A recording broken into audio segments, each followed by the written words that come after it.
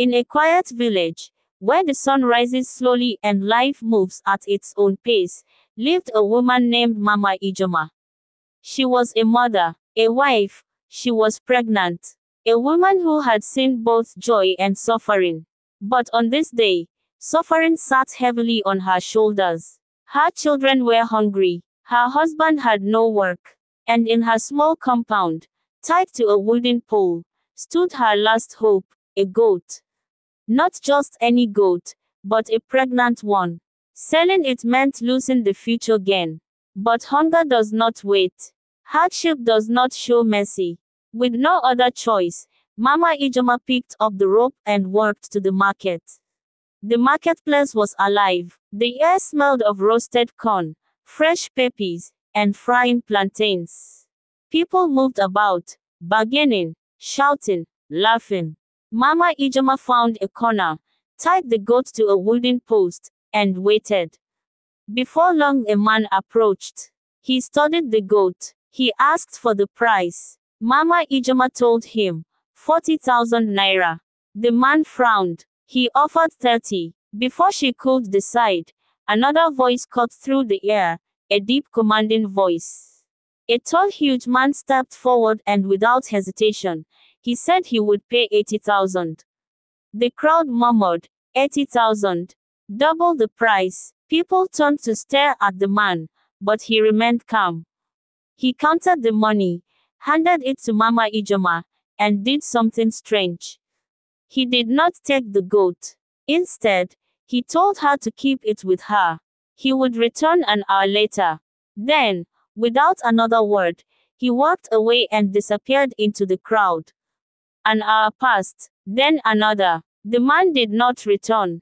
People began to notice. Traders packed up. The market was closing. Some whispered. Some watched. Where is the man? No one knew. The sky darkened. Shadows stretched long. The air grew cooler. People advised her, take the goat home.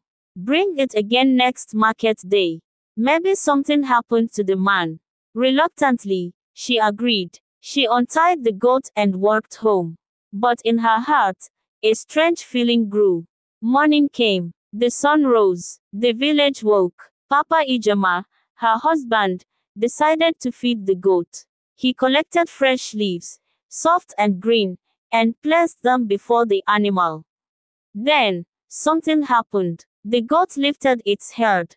It stared at him, its eyes, dark, deep, unblinking. And then, it spoke. I don't eat leaves. I drink blood. Papa Ijoma's breath caught in his throat. His hands trembled. His heart pounded. Had he imagined it? Was this a trick of the mind? No. The words were real. The voice was real. He stumbled backward. His voice broke into a sharp cry. Abomination. People rushed to the scene. The air was thick with fear. Whispers spread like wildfire. A talking goat. A creature that drinks blood. This was not natural. This was evil. Papa Ijoma knew what had to be done. With shaking hands, he grabbed a sharp knife. He stepped forward. He did not hesitate. One swift motion. A sharp cry. Blood spilled onto the ground. The goat was dead. But the horror was not over. Inside the hut, Mama Ijoma let out a scream. A scream so sharp, so unnatural, it sent chills down every spine. She clutched her stomach. Her arms stretched. Her legs stiffened. Then, silence. When they rushed to her, she was gone. Her eyes were open, but there was nothing inside them anymore. The village erupted in cries. People screamed. People wept. Abomination! Abomination! They shouted. Days passed. People spoke in hushed tones. The elders gathered, but no one had answers. Immediately the pregnant talking goat was slaughtered. Then the pregnant woman who owns the goat collapsed and died. What a tragedy! Who was the man? Where had he gone? And what had Mama Ijoma brought home that day?